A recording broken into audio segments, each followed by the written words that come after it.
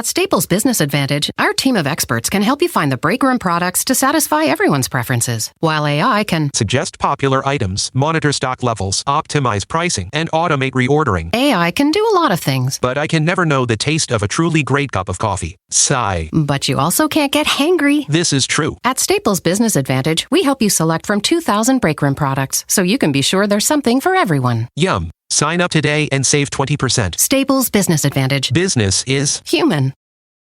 Luxury is meant to be livable. Discover the new leather collection at Ashley with premium quality leather sofas, recliners, and more, all built to last. No matter how many spills, scuffs, or pet-related mishaps come its way, the leather collection at Ashley is made with the durability you need for the whole family. Shop the new leather collection at Ashley and find chairs starting at $499.99 and sofas at $599.99. Ashley, for the love of home. For exclusive podcasts and more, sign up at patreon.com/partnersincrimemedia. I'm Rebecca Lavoie, and this is Crime Writers On.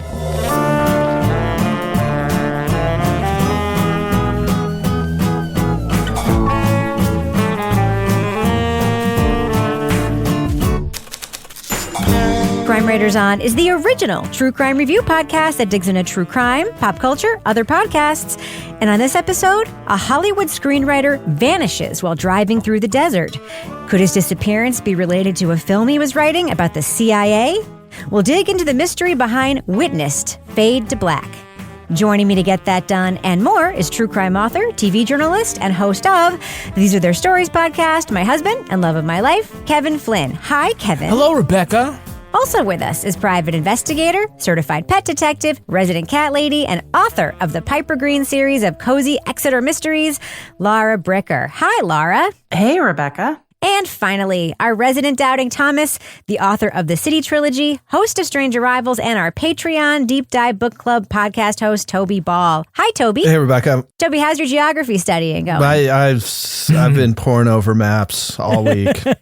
Really incredible. The knowledge that you just pull out at the drop of a hat, it's really incredible. Our listeners who maybe didn't listen to last week's show might not know this, but Kevin had to run upstairs briefly because our doorbell rang. And while he was gone, Toby just gave us this very intricate geography lesson about Africa and Greenland and Western Europe. Mm-hmm. It was pretty incredible. I didn't hear it, but I think I know what he's going to say about the size of Greenland versus the size of Africa and how people... Yes, they think it's huge. But the issue is that there's a bunch of people that think Alaska's a fucking island because the way maps of the U.S. are drawn, they have these inserts, and they're just like, oh, here's Alaska. Surrounded by some orange line. Yeah, but you also got to remember a lot of those maps, they don't include Canada or Mexico, so it looks like the whole United States is a giant fucking island. Yes. Fucking school system, man. You think it's the school system? It's the school system. No, it's not the map. You think maybe it's the fact that Blame the teachers. Well, I'm never going to give teachers a hard time. Maybe they just assume that some other previous teacher had said, hey, this isn't really down here. It's usually going up here. And the map is just hanging there as a prop in the classroom, right? Yeah. I mean, I don't remember interacting much with the map when I was a kid in school. It was just there. So was this woman who thought Alaska was an island... Was it Sarah Palin? No. I can see Russia from my house. Oh, too soon, guys. Too soon. Is it too soon? It's only been 15 years. Too soon. Still. She's still around. Okay. She is still around, but what's she doing? Probably as a podcast. Oh, probably. You know what? I don't even want to look because I'm 100% sure that's true. All right. So, Kevin, this is obviously Monday's podcast. It is. What is coming up on next week's show? On Monday, we're going to be talking about the new season of Imperfect Paradise. It's called People versus Karen. Okay. Well, I want to get into the thing that we're talking about this podcast, so I think we should just start. What do you think, Kevin? Do it. All right. Let's go ahead and drop that first clip right now. Leading off. I didn't understand that people go missing this way. Not until you either, if you're in law enforcement or something like that, or if you actually have it happen to someone you know. It's a very odd thing. You don't know how to handle it. Screenwriter Gary DeVore vanished in 1997, driving through the Mojave Desert. He'd been writing an action film with input from CIA agent Chase Brandon. With a search already underway, Brandon talked his way into Gary's office to look for something. Nobody had looked at or touched anything in there since Chase left. But Gary's computer had been turned on, and it had crashed. It was frozen, and it said, "Are you sure you want to erase the big seal, to delete the big steal?" His wife, Wendy, pondered whether his disappearance and his missing script were linked to the CIA and whether authorities were trying to scuttle the case. And even when his body and SUV were discovered a year later in the California Aqueduct, she still was convinced things didn't add up. What Wendy DeVore thought was a throwaway line from Gary about his script blowing the lid off the CIA would end up becoming central to every conspiracy theory and question that still surrounds his disappearance today. The newest season of Witnessed, Fade to Black, looks into the conspiracy theories around the famous case and explores the CIA's very real Hollywood influence efforts. Host Josh Dean tries to pull apart fact from fiction with new reporting on whether Gary's death was a high-stakes assassination or a simple accident. Spoiler alert, we are going to be talking about plot points from Witnessed, Fade to Black, so if you want to remain spoiler-free, go to the estimated time code in our show notes for our thumbs up or thumbs down reviews. Now, Laura, I have made now 2 sets of bespoke crime writers hats that I am sending out to random listeners and friends. With the first one said, "Your podcast sucks." Mm-hmm. The new one says, "Thumbs sideways." But I think the next one I make is going to be about you. And it might say, "Why now?" Okay. I don't know, because you again have this note as like a very common note for you. And I'm wondering, why are you asking that question about this podcast? Well, I'm asking a question about this podcast. So Gary disappears in 1997. It's now 2023. Gary's body was found, I believe, in 1998. Okay. And it's an interesting story. It's an interesting concept. In the first episode, you're like, this is interesting. This guy's this like big Hollywood writer. He's friends with Arnold Schwarzenegger. He was Tommy Lee Jones's best man. He used to date Janet Jackson. You're like, oh, this is kind of interesting. But I guess my question when I say why now is that I don't feel like I got, and this is jumping way ahead, at the end of these very long 8 episodes, I don't feel like I got some big revelation that to me was like, hey, this is why we told this story now, other than just it's kind of an interesting story. And we've got complete access to his wife who is willing to, talk to us all about everything that she thought might have happened or could have been going on with him. But I guess I was just kind of like, I'm waiting for like the aha moment of like, oh, this is why we're telling it now. So one of the things that I liked about the podcast, Kevin, and you have a similar note, we first meet Wendy, Gary's wife, and she seems totally credible at the beginning of the podcast. Yeah. And then as the podcast continues she's like, on, I used to sleep in the buff, it's just like, oh, she's sassy. Yeah, she seems completely credible. And like a lot of the things she says are completely backed up by contemporaneous sources that she told them to at the time, that kind of thing, right? Mm-hmm. And then as the podcast goes on, and one thing I think is not signposted well necessarily, but it's something I noticed, as the podcast goes on, like her credibility is sort of like chipped away at like gradually because her theories just get kind of like wilder and wilder. Well, yeah, for me, I wouldn't say it's her credibility, but I would just say that she becomes more and more conspiracy-minded in what we hear from her, but they do it gradually. They don't start off like with her like saying something incredibly crazy, other than the fact that she thinks that her husband is still out there, something like that. They just sort of like, she kind of gradually... They don't start with the body double. They don't start with the body double. No. You got to wait till episode 8 for the body double. But they kind of like present her as such that, just like in real life where she kind of goes deeper and deeper, and whether you want to call it denial or just misdirected, that part comes out more and more as we get further into these episodes. The good thing about that is that it preserves her as a relatable and sympathetic character. In other hands, if they start off with her as, completely bonkers, then you don't find her credible, or you don't make an emotional connection to her, or you just kind of discount everything that she starts to say. Right. She's not, the psychic from episode 6, very cool to be like, okay, fucking psychic, right from the top. But, I think it gives you time to sort of build some sympathy for Wendy and what she's been going through. The fucking camera in the back of the damn restaurant that he stopped at that Denny's in the parking lot, was broken. Had we been able to look and see if he was taken and in another car? Well, one of the things I will say about Wendy is her backstory is really fucking interesting. I mean, hearing that her dad was like in business with Joe Kennedy, and then hearing that like she was like the Cher impersonator, and that like who did get work as a Cher impersonator? And she went on the date with Sean Connery until her mother came in and like dragged her out. Yeah, I mean, her backstory is interesting, and I think that one of the reasons why at the beginning of the show I found her so much more credible than I did. And when I say credible, I just mean like that I believe the things she says could maybe be true. I believe at the beginning of the show, because so many other things she says seem so out there. And then Josh is like, no, that's true.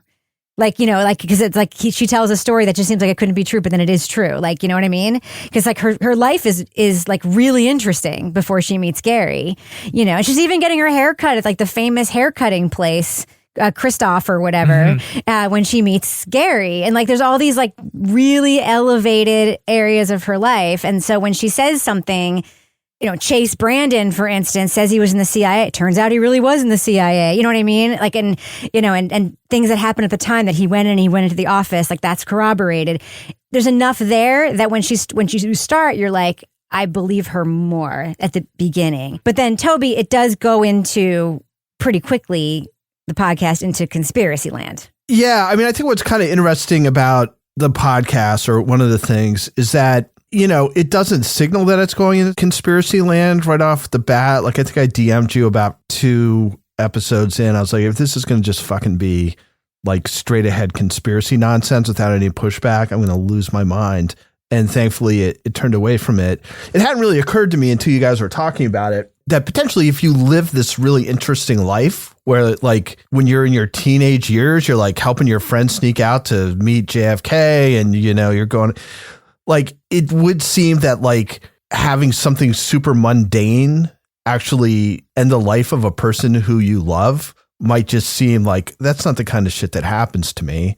Right. I could see where that would make you more prone to believe weird stuff.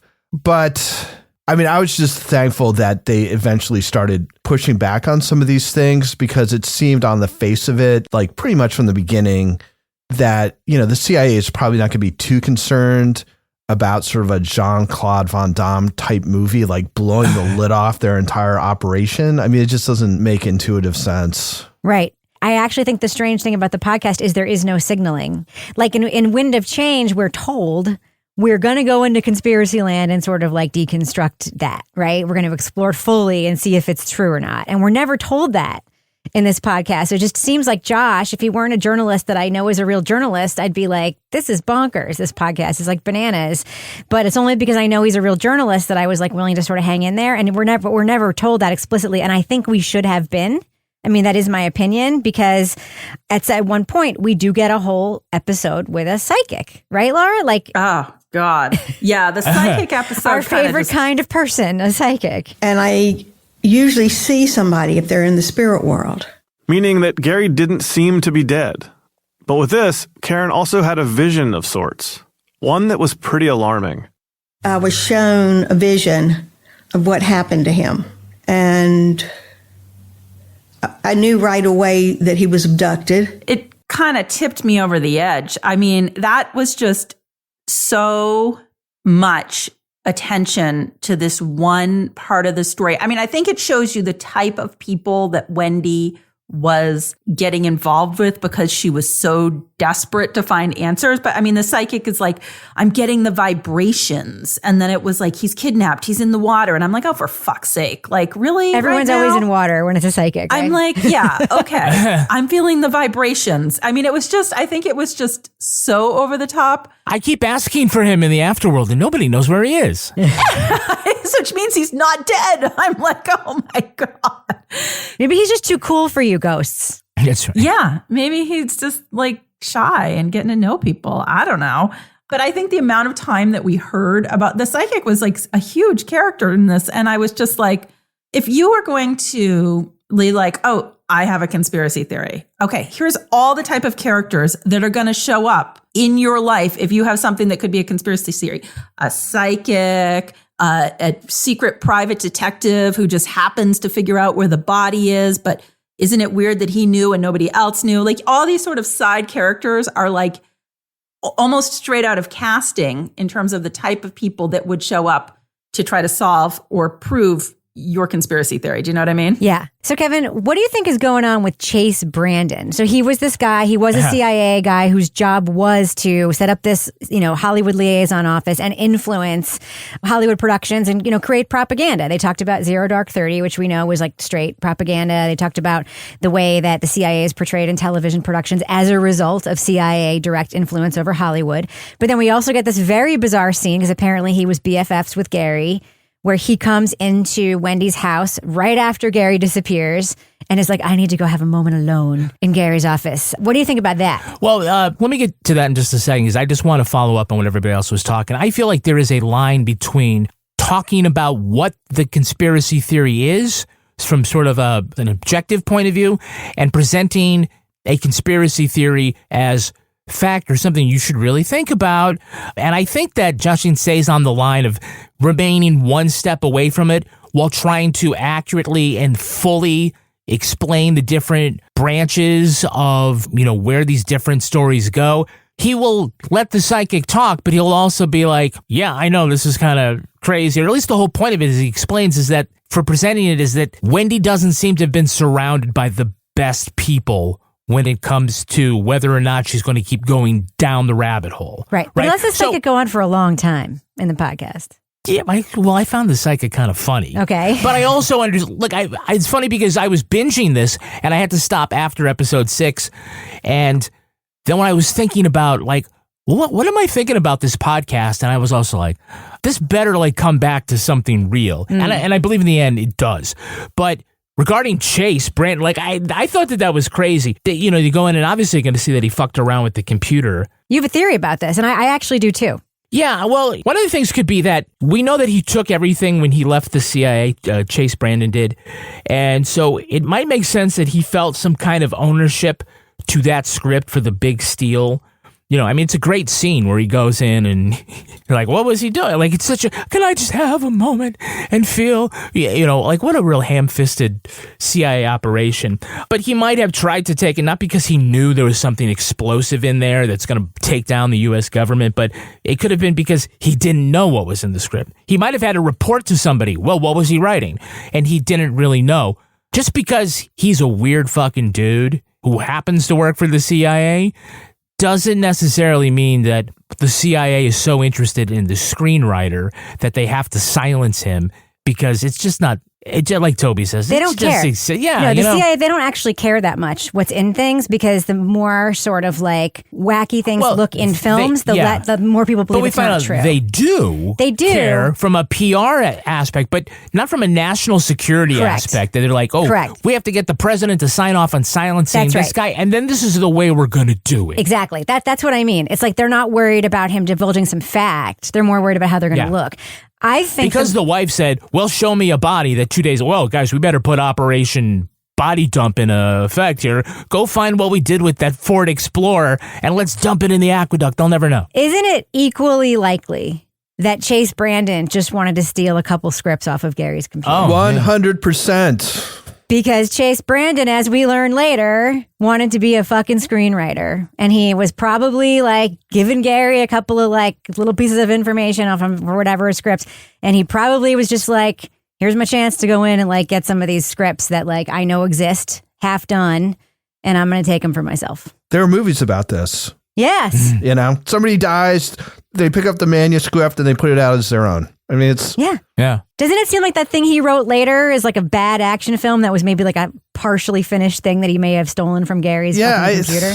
I mean, I think if you look at the most obvious answer to just about everything that comes up in this, it all just kind of makes sense. And there's no conspiracy. It's this guy's a CIA guy. He's a fucking sneaky dude. And he's like, oh, there's a couple scripts on this dead guy's computer, which nobody's ever going to see them. I suck at writing scripts, so maybe I'll steal them. I don't understand. And like, it's the same thing with like the fingers. Mm-hmm. It's like, no, he's got clothes on the rest of his body except for his head. So all the rest of his body is protected. So of course his hands are going to be the things that deteriorate the quickest. I mean, literally everybody knows that. Well, or the hands that they fused onto his skeleton after they removed his actual hands. Well, there was 23, but they actually found only 3, and they were just too old because they weren't really. Or were they? I don't know. That part was like, I was like, oh my God, seriously? Yeah. Everyone knows the hands fall off. Like that's the thing that you learn from like every like CSI style. Well, it would make sense. Those small bones, Yeah. they're all held together by this mitten that's your actual hand with all the sinew and muscles and whatnot. That starts to go away. Some of that's going to disappear. Yeah. No, but it didn't even disappear. It just kind of fell to the... It wasn't... Everyone wants to make it like they cut his hands off to send a message or something weird. That just doesn't make any sense. It's not like the things that we do in... What are you doing with your hand? Nothing. Yeah, I'm getting to it. Easy. We just fucked this whole thing up. I was going to say, you know what doesn't disappear, Kevin? What doesn't disappear, Toby? The shows on our Patreon. Yeah. That's right. You don't have to break into our home office and riffle through. That's right. Nice job. Yeah. Yes. You don't have to riffle through Our files. our digital files to find great content. But please don't do it and steal it. That's the thing I learned, that rifle and riffle are 2 different words. It was like one of the most exciting things I've ever learned as an adult. Yes, if you, Toby's the geography expert. We'll make Rebecca the thesaurus. Yes. If you kind of just go paper to paper. That's riffling. You're riffling. But if you're going through tossing stuff around, you're That's rifling. Yes. Oh, Yeah. how interesting. Yes. Yeah. Learn even better stuff by joining us on patreon.com/partners in crime media, where in the podcast Married with Podcast, Rebecca Lavoie and Kevin Flynn will dispense Very good advice. Very good advice. Incredibly good advice. That's it. You can get that exclusive content by joining us at the leading off level. Uh-huh. You get that. You also will get at the Bricker scale level. You'll get a bonus. Which is like $1 more. You get a bonus podcast, which is Laura Bricker's Leave It to Bricker. Laura, what do we got coming up on the next episode? What are you planning for us? Well, I'm going to do some investigating into fire walking in New Hampshire. Oh my God! You're doing it? Are you gonna walk on hot coals? I'm not going to walk on hot coals, but I'm going to interview somebody who did. Sounds fascinating. Ew. Speaking of conspiracies, I'm going to find out if it's a cult, if it's a sex orgy. I'm just going to find out all about it. So stay tuned. It's a cult. I'm hoping for sex orgy myself. I'm hoping for cult. If you join us at the Let's Do What We Do level, you're going to get episodes of Crime Writers on early and ad-free. And if you become a deep diver, not only can you see Toby record his episodes of Toby Ball's Deep Dive Book Club podcast, but you get a chance to participate. You can work on the chat. You can send him stuff, direct the conversation. The last book for the year is called The Man Who Invented Motion Pictures. And Toby, just briefly tell us about your guests. I had Deb Schutica, who's a professor at George Mason University. And then for the first time ever, we took people from the Deep Dive Facebook group. I had 3 people from there who volunteered, and it was Colby Jack, Lauren Hawkins, and Satoria Tomberlin. And they were awesome. They just jumped right in. And did they regret reading the book because it sucks so bad? There's a certain tension of fury at me for making them read that book. But yeah, it was a really fun conversation, and I thought it went super well. But there was a sort of consensus that they didn't like the book so much. Yeah. Also, don't forget our Crime Writers on After Show. And we do the occasional live event. And we'll be doing something soon before the end of the year. That's right. All right, Kevin, before we end the business section, do we have any Patreon patron saints of the week this week? Patreon patron saints are Karen Ferguson and Erica Mondragon. All right. Bless you. Bless you, Karen. Bless you, Erica. Thank you for everyone who supports us on Patreon. That actually pays for keeping the lights and microphones on around here. Thank you so much for supporting our work. Thank you to everybody who's recently joined our Patreon. I'm trying to send each of you a personal note. If I'm a little behind, I'm sorry, but you will get one. And who knows, you may even get a special hat in the mail. You never, ever know. Kevin, does that do it for the business section? This ends the business section. I'm going to go ahead and fade that music out right now. So, Kevin, you think the best advantage most defendants can get is a smart lawyer? Yeah, and they get smart from tutoring services like those you can get from Academic Approach. Wow, okay. Yeah, I mean, look, it's tough to be a student these days, right? You've got really tough classes you got to get through. Maybe you're cramming for the SATs, the ACTs, middle school exams. No kidding. No shade, but we know that a lot of our students didn't really progress the way they should have during lockdown. No kidding. That's like what they could really use a hand, especially if they want to achieve. You got to check out Academic Approach. They believe every student deserves a personalized training plan for their mind. Just like your fitness experts, right? Absolutely. They tailor it to different students. They like to say that tests are standardized, students are not. Okay. That makes sense, right? Absolutely. Yeah, they work with your student, try to find out what their goals are, where they're already achieving, and then try to get them to think about their lessons in a different way so that they can get the most out of their time. So say goodbye to that one-size-fits-all tutoring approach and say hello to a You didn't say hello. Hello. Say hello to a tailored academic workout with Academic Approach. Ready to build your personalized academic fitness plan? Our podcast listeners get an exclusive offer. Visit academicapproach.com/crimewriters. Crime Writers. Today. It's with a W. At Staples Business Advantage, our experts can help you find furniture that fits any design and budget, while AI can recommend products based on preferences, generate 3D models for visualization, and optimize space planning for office furniture. take advantage of our team's eye for style and design. And my eye for, wait, I have no eyes. Only algorithms. Let Staples Business Advantage use today's latest innovations plus our team's experience to make furnishing an office space easier for you. Sign up today and save 20%. Staples Business Advantage. Business is human. All right, so Laura, it is pretty interesting that we have like all of these Hollywood people who seem the most invested in these conspiracies, right? Why would all these Hollywood people who are involved with this creative industry where things are fantastical believe all these things? Why do you think? Because it'd make a great script. I mean, that's the thing is like you've got people, like I said before, like if you were just going to pick characters to be surrounding a conspiracy theory, like this story has them all. And particularly these Hollywood people who, I mean, think about it. If you are working in Hollywood as a writer or a director or whatever, and you're trying to come up with all these creative plots for some sort of a CIA movie or some sort of a spy movie or some sort of a action movie, I mean, it seems like being in that mindset and then seeing this story of Gary and a lot of theories percolating about what happened to Gary, I can see how you can kind of get swept up in this and caught up in the what's the most fantastical explanation that we have for what might have happened to him and why his hands are missing and why his script is missing and why they didn't find the Ford Explorer for a year, even though people were flying around, but they might have been in helicopters, but maybe they weren't in helicopters. I mean, I just feel like you're drawing from a particular group of people that maybe are more inclined to be creative in their theories as to what happened here.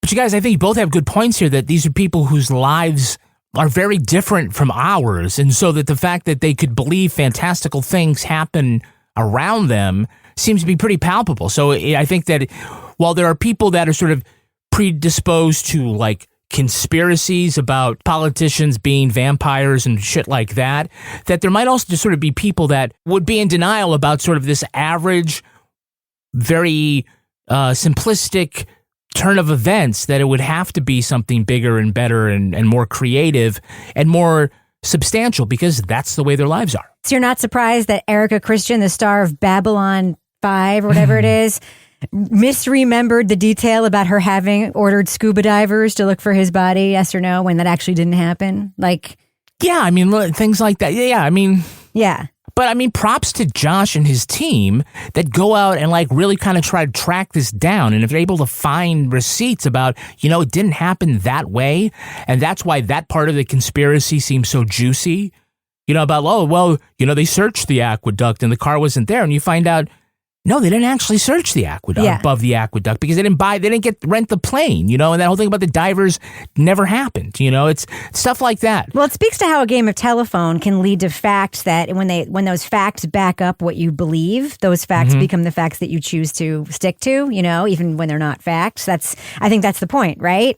And the other thing too that's interesting is these fantastical believers. They never jump to the most logical conclusion, as Toby was saying, like mysterious black helicopter around the site.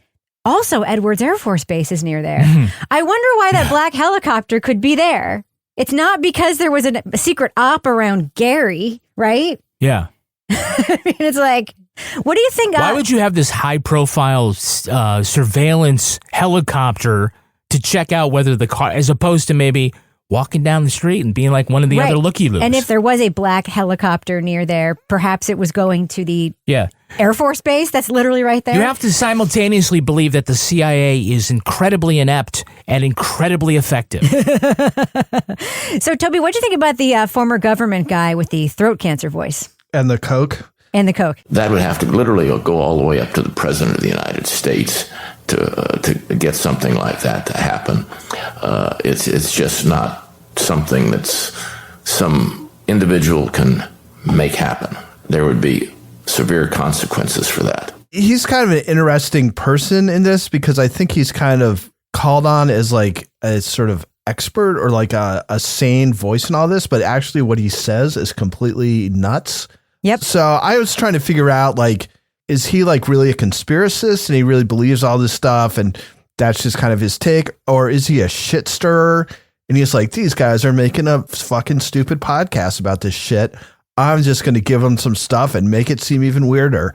Either one could be true, I guess. Or is he a fabulist who believes he is more important and his life is more interesting than it actually was? But is his life even that interesting? I mean, it didn't seem like he had any much to do with Gary, right? They're just coming to him as like, does it seem like it's possible that, the CIA would kill a action movie film writer who was going to blow the lid off the Panamanian thing? He's like, oh yeah, yes. They probably would. But the other thing he said that was so sus was then when he was like, somebody with Chase Brandon's training just wouldn't cry. Yes. What the fuck are you talking about? They train the emotion right out of you in Langley. Come on. I will say I love the Chuck Barris stuff. I love that. Oh, yeah. And it didn't escape my notice that Chuck Barris and Chase Brandon had the same initials. And I thought it was going to, I thought that was going to lead somewhere. I was like, what's all with these CD? Missed opportunity. Yes. What do you think about the Chuck Barris thing, Kevin? Do you think it's legit? Well, you mean like his whole that story? He was a hitman? What do you think? You've heard that before, yeah, right? And there was a movie, and was it Sam? No, George Clooney. But George Clooney didn't play Chuck Barris. Right. It was Sam Rockwell? Sam Rockwell, that's it. Yeah, he was like a chameleon? Yeah. I don't know. I mean, I was thinking of that because they're, but see, that's the thing. It's so easy to say this guy has, because you're talking about a secret agency, and then like it explains weird happenings and stuff that doesn't have to do with anything. And, that's sort of the interesting part of this story and the storytelling. To me, it's a little bit like a quilt, that these sort of individual stories are little patches that are sewn together, but the patches look very different from one another. You can put it together and make a quilt out of all of it that covers the whole podcast, but sometimes it just kind of looks and feels a little funky. But here's the thing that is really problematic. So Josh says at the beginning of the series that he actually has written a book about the CIA, that he's like knows and has worked with people in the CIA. The CIA has done some crazy fucking shit that when you just say what they did is so much weirder than what they're alleging that they did in this podcast, right? And so on the one hand, what they're talking about in this podcast is just like, seems completely dumb. But when you actually talk about stuff the CIA has done, and they are like so evil in so many ways, like, fucking with elections and like, deposing people and honestly doing shit like this in other places. What was that thing we watched where the guy jumped out the window because he was like experimenting with acid from the CIA? Right. The Errol Morris thing. Yeah. Yeah. They do stuff like this. They do. But there's usually like an endpoint that they want. That makes sense. Right. Like, even if it's completely, like, wrong or whatever. Wouldn't just, like, erasing his hard drive or stealing his computer be, like, a much easier way to get rid of this information than killing Stealing his hands? Like, just doing a huge op where you're spending, like, hundreds of thousands or millions of dollars to, like, fake the death of this guy. I mean, it seems like you could just put out a fucking press release when the movie comes out and be like, oh, yeah, we really enjoyed the movie. It's not based on anything. Like, nobody's going to take that shit seriously. It's absurd. Get him with an exploding cigar. Yeah. It's like Jean-Claude Van Damme. He's based on a real character. We do have a CIA guy who walks around and, like, kicks the shit out of people with his fists. Yeah. It's like, you don't. I guarantee it. How do you think the CIA felt when, like, Clear and Present Danger came out? Like, those, like, government operation movies come out? Well, they explained all that. Yeah. The connection to the military, I think, is a good example. How they lend them hardware, or whatever. There was a thing, A Few Good Men. Remember that the courtroom drama in the opening? There's a scene like with the drill team spinning the rifles, and they're all dressed in Marine uniforms, and they tried to get the Marines to do that for them, but they said, no, we couldn't do this because we would never have a colonel like Jack Nicholson's character do something. So they pulled out. Yeah. Right. So instead of, we'll just use the University of, even though it made the JAG Corps look really good. Right. So it's things like that. So they're like, well, we can either go with you or go without you. So, I'm sure Tom Clancy probably, when he wrote the book, didn't really care much. But there's also guys, like a parallel, we got this from Running with Cops. The police do this too. Yep. Right? They give their influence on scripts for Dragnet, and even just like as much as a production crew in New York where they're shooting a TV show. This is interesting because you don't need a license to film in New York City, but you need cops to kind of help you get the sidewalk and keep people away. And it's like, well, if you fuck with the cops, you're not going to get a lot of cooperation. So those kind of organizations have more influence on what we see and what gets written for stage and screen than we know. And so for the CIA to get into the same game seems reasonable. What did you think about that aspect of the story, Toby, that the CIA's influence on film, the sort of death of the old school kind of action movie? Because we do get the invocation of Arnold Schwarzenegger, a pre-comedy movie Arnold Schwarzenegger, and of course Jean-Claude Van Damme looking for carjackers and car parts in Mexico when Gary went missing. Yeah, I mean, it does feel like sort of one of the things that underpins all this is sort of the page turning on like the 80s and early 90s, like action flicks where like Jean-Claude Van Damme and Arnold Schwarzenegger and Jackie Chan and guys like that were like, not tongue in cheek at all action stars. And that seems to be the kind of movies that Gary was writing. And it's just kind of interesting that the CIA effort to steer scripts or mold things, like when it actually gets this artistic recognition, it's with very different kinds of movies, right? It's Argo and Zero Dark 30. There is no Jean-Claude Van Damme character in either one of those, right? It's supposedly more realistic takes on their stuff. And I don't know if Argo's problematic. Zero Dark 30 is extremely problematic. It's awful, yeah. The sort of discourse around that when it came out, I remember watching, I don't even know why I was watching this, but Morning Joe and Joe Scarborough's like, well, what people don't like is that it shows that torture does work. And he's like, it's a movie. It's like propaganda. Like, of course it's going to show that. Anyway, there's not a whole lot of emotional resonance in this, I don't think. I mean, you can kind of feel bad for Wendy, but that's not really the point of this. I kind of thought there was sort of a melancholy aspect to Gary in that if he had artistic ambitions, I think they were fairly thwarted. And, in some ways I thought that maybe that was like his stress around this script might be, this is going to be my chance to make something that's a little bit more than a ass kicking script. But I could just see, I mean, it just felt like he had a lot of cred for a certain kind of movie that makes good box office, but I don't think is like necessarily respected.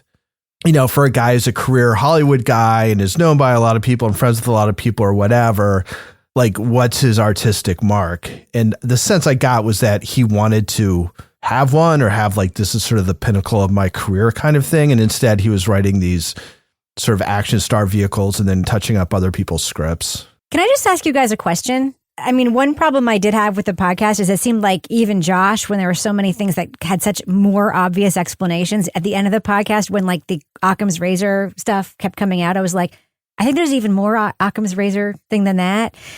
Wasn't Gary driving in the wrong direction? If that theory that he turned around, he was driving south instead of north, right? And then there's even like a complicated explanation for why he would turn around because he sees these police lights. But we know he was exhausted because he stopped twice for gas in 3 hours and then he stopped like an hour later for coffee, right? So we know he's exhausted. He's been driving for 20 hours or whatever. Mm-hmm. He probably went south by mistake. Couldn't he just have been making a U-turn because he realized he was going in the wrong direction? Like, why did that even have to be he saw police lights?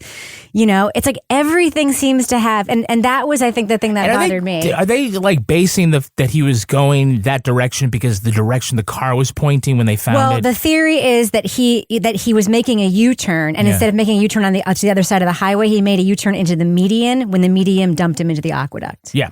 So it's actually like I think, an incredibly plausible theory. You know, it's like the Manchester Street exit, Kevin, off of 93 and through Concord, with that weird configured exit where you can accidentally go into oncoming traffic. And other people have done that in other places. Totally. Yeah. And there are so many things in this podcast where it's like even the Occam's razor, it's like everything's just too complicated.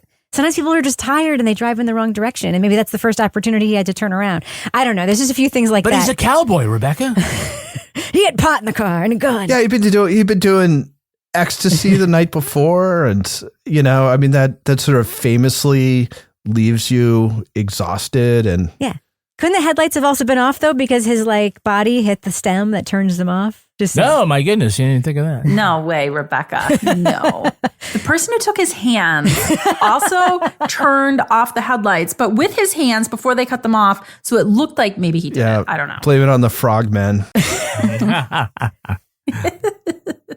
At Staples Business Advantage, our experts can help you find furniture that fits any design and budget, while AI can recommend products based on preferences, generate 3D models for visualization, and optimize space planning for office furniture. take advantage of our team's eye for style and design. And my eye for, wait, I have no eyes. Only algorithms. At Staples Business Advantage, furnishing your office is easy. And with the best warranty in the business, we're committed to you now and down the road. Sign up today and save 20%. Staples Business Advantage. Business is human. All right, let's do what we do. Let's let our listeners know, should they check out Witnessed Fade to Black? It's a new podcast. Laura Bricker, what do you think? Thumbs up or thumbs down for Witnessed Fade to Black? I'm going thumb sideways with this. I think it, just for me, wasn't necessarily my kind of story. I think it was very long. And I think the challenge with conspiracy type cases, when you are focusing on the person that is believing the conspiracy, they start to sound paranoid because they're so in the weeds with their particular theories and beliefs. And so listening to that sometimes for me, where you're listening to somebody that is in the middle of a conspiracy theory in their own life, it's hard to know, like, are they credible? Are they not credible? Maybe they're credible. And I felt like I couldn't get on board with a lot of the theories. I think if this was half as long, I would have been more invested. I felt like it was really long for the subject matter. And so along the way, it started to lose me because of that. But I thought it was interesting. I mean, it's an interesting case.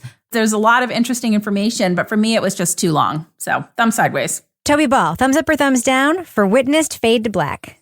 Yeah, this is a little bit of a tough one for me. I think I'll give it a thumbs up because I think I was engaged throughout the whole thing. There are a few things at the beginning that, and this is kind of unusual, but I happen to know a little bit about some of the stuff he was talking at the beginning, and I didn't think it was like super accurately represented, or sort of the consequences of it weren't quite accurately represented. So I kind of was a little suspicious going forward from there.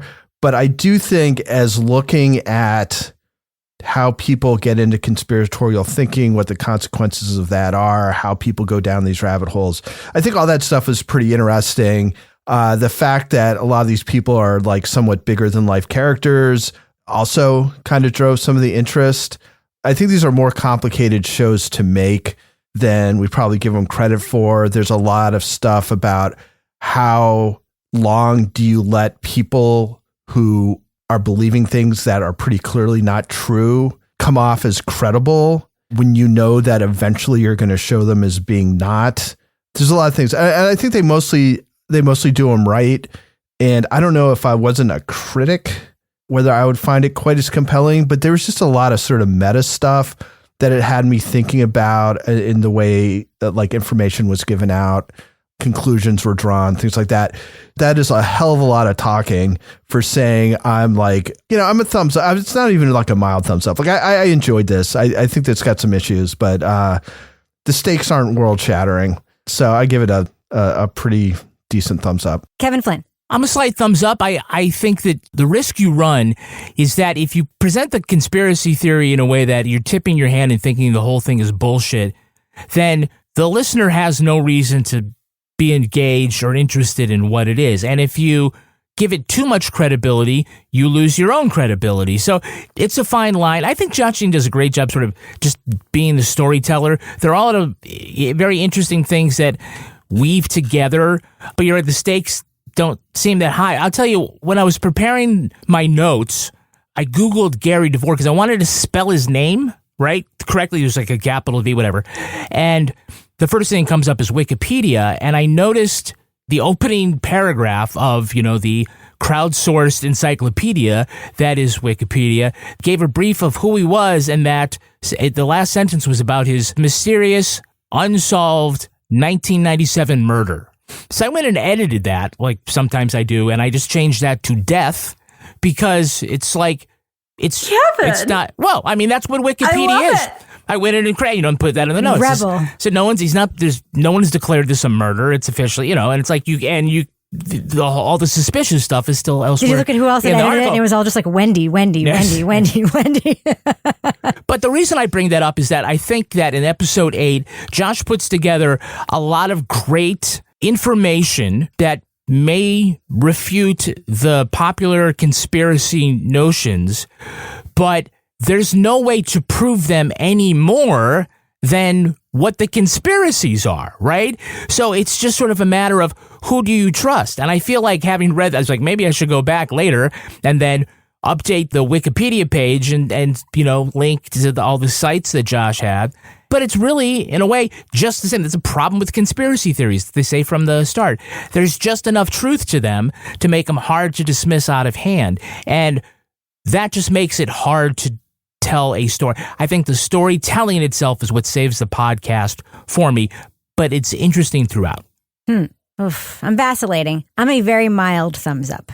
I was going to go thumb sideways. You just talked me into a mild thumbs up.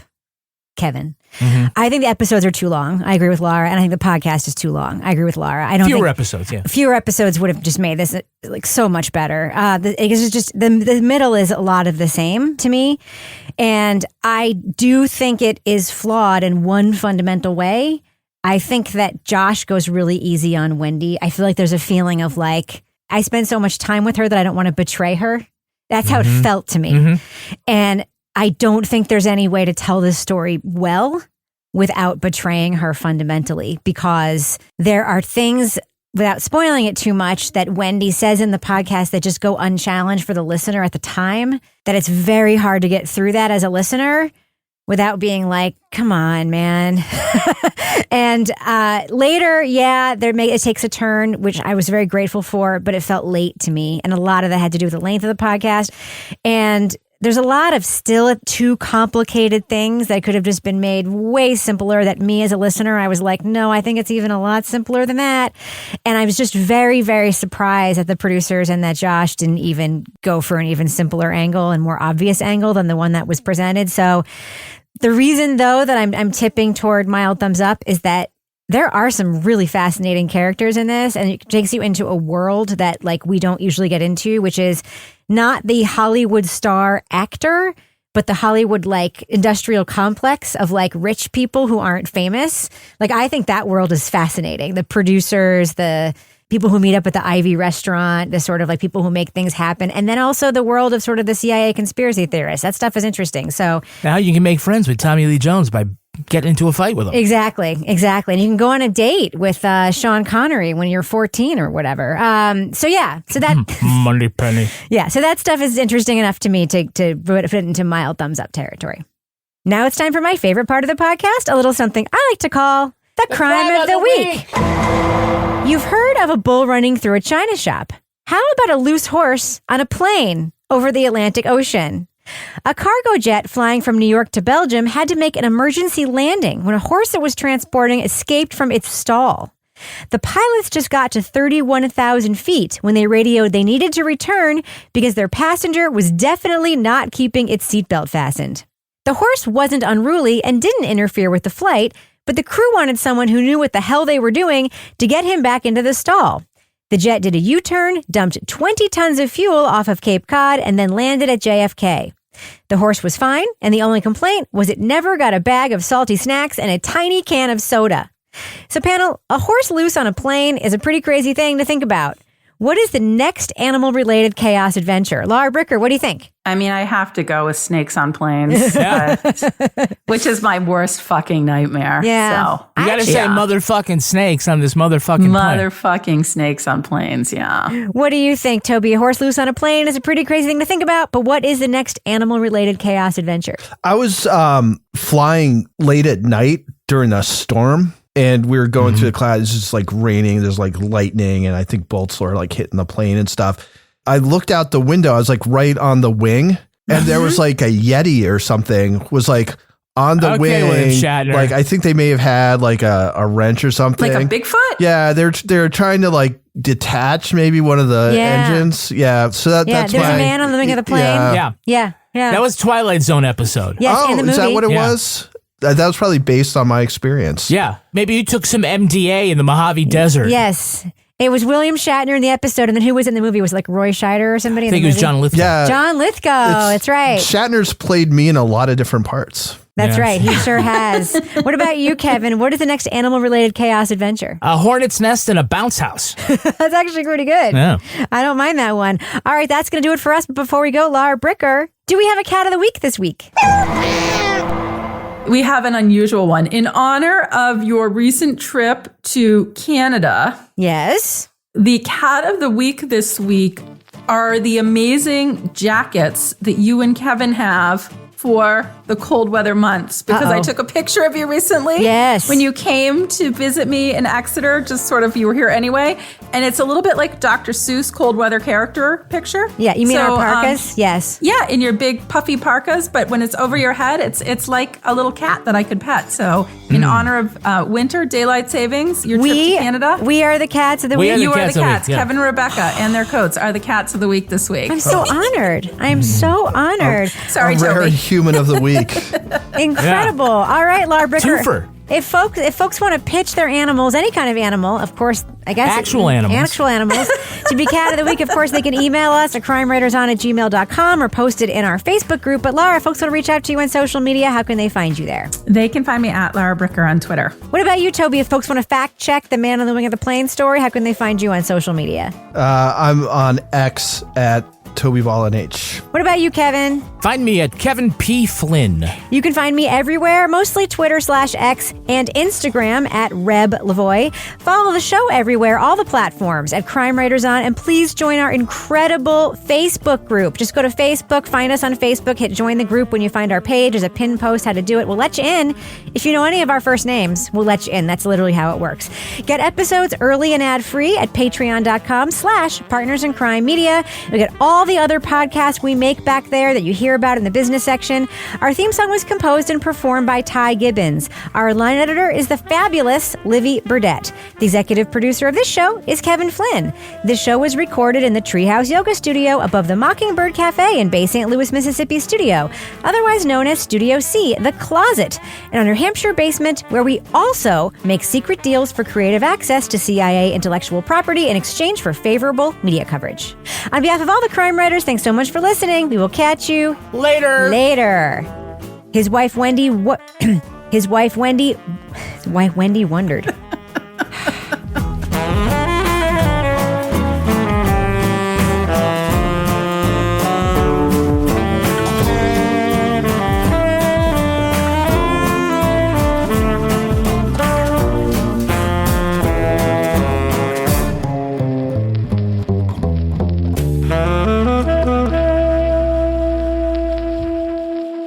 Partners in Crime Media.